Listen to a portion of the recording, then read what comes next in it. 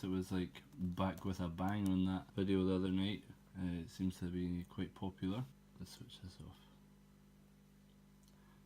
I've just spent maybe about 10 minutes trying to sort out the light in here to not get the lights reflecting on the iPad, but now I've just decided to switch them off. We don't need lights for this. Oh, that's went back on. Off. There we go.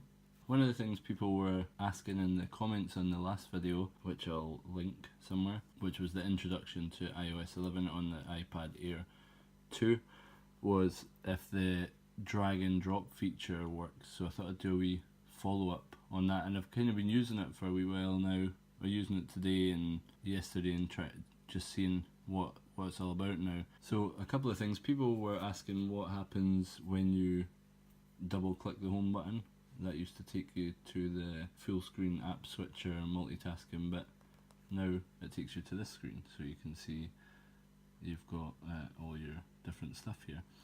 So the drag and drop thing, which people were asking about in the comments as well, does the drag and drop feature work on the iPad? Well, let's have a look. Let's make a new note. Does drag and drop work on iPad? Here. This keyboard is really cool. So you see it's got the number 2 up there, you just press it and then pull it down. And it's really easy to type like that once you figure out where everything is. So here the question mark's there, you just pull it down, you press it, you get the dot, make that bold. And someone also mentioned that you can do the force touch thing on the keyboard. It takes it back and forward like that. I didn't realise you could do that, missed that bit. So does drag and drop work on the iPad? Let's go into the app switcher, which is in the dock there, it's really cool. And go to Safari. Well, it's not going to work like that, is it? Right, let's go back to Notes, and then now we want to bring Safari in up the corner here. Well, that didn't work. Bring Safari up here, inside, that's fine. And then we'll do a wee search here. Let's search for car, why not? We'll find a cool looking motor, that one. And then we're just going to tap on it and hold it, and then drag it across. And that works an absolute charm. Wonder if it works with text. Yeah, it does. Oh, it's kind of putting a link to the Free Car Photos website. Anyway, well, it takes you there. Right, let's get rid of that. So that's pretty cool, it does work. Can we resize it?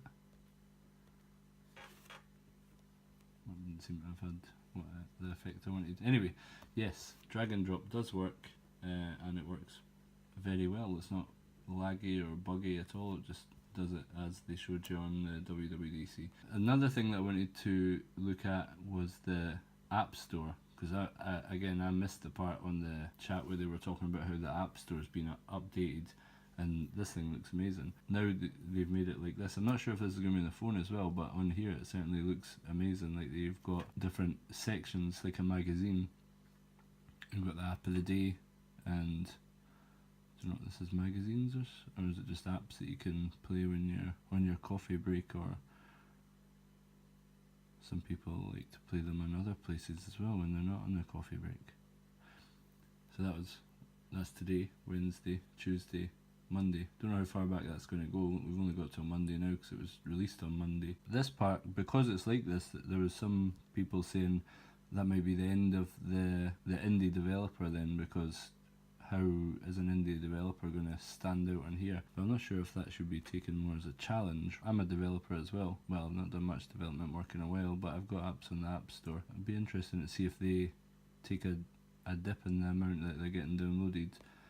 They're not getting downloaded a crazy amount, but one or two of them are. And then if we look at apps, that was games, so there's a games section, and then there's an apps section. Nice colouring in one. This one's got all your apps listed here, and you can open them from here, which seems a bit pointless, and then you can see your update ones at the top there. It's definitely a lot tidier, but whether or not it's better, whether or not it's easier to navigate or find things, don't know. But it certainly looks better, and it's easier to see that there's only 3 categories down the bottom, and then your updates. So anyway, yeah, the main questions were, does drag and drop work? Yes, it does on iPad Air 2 at least. What does it do if you double click this? It takes you to the app switcher. Oh, that's Siri. Takes you to the app switcher. I've not used Files at all. I don't know if I ever will use Files. I think it will probably replace iCloud Drive. The other thing, I was playing about with the accessibility settings last night. I noticed another bug. So the first bug was that switch off button for the nighttime mode, night shift mode, doesn't go away. Or it hides, sorry. Let's see, it was hiding. It was hiding behind there. Seems to have lifted itself up now. That was the first sort of buggy bit that I noticed, that there seems to be lots of styling bits where it just goes under things and it looks a bit funny, especially on some websites. This in the I like to always play with the accessibility bits, display accommodations, and you can do this smart invert of the colours, which kind of makes it look like a night mode for the iPad, which is pretty cool, but you can't time it or anything. And it says that smart invert with colours reverses the colours of the display, except for images, media, and some apps that use dark colour styles. So if we just have a look at, well, see, the App Store is all inverted there, so I'm not sure they've succeeded on that. Let's have a look at the car picture. It is there, and it's not inverted, so that's good. And what about on Safari? It is inverted on Safari though. All crazy colours of cars there. So that's the colours inverted, and then if you do classic invert, that just inverts everything. It's not smart anymore, it just inverts all the colours.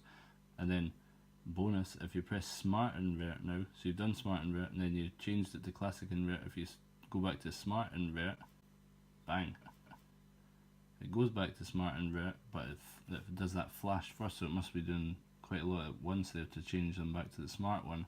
And then if you switch it off, night shift mode comes back on. So that's just an interesting wee bug. Switch night shift mode back off. Was there one other thing? Oh, this colour filters thing, it looks a bit fancy.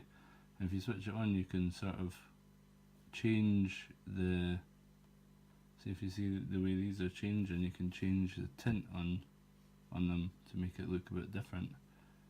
I thought that was pretty cool. So I'll just switch it off. And reduce white point, that was pretty cool as well, especially at night time.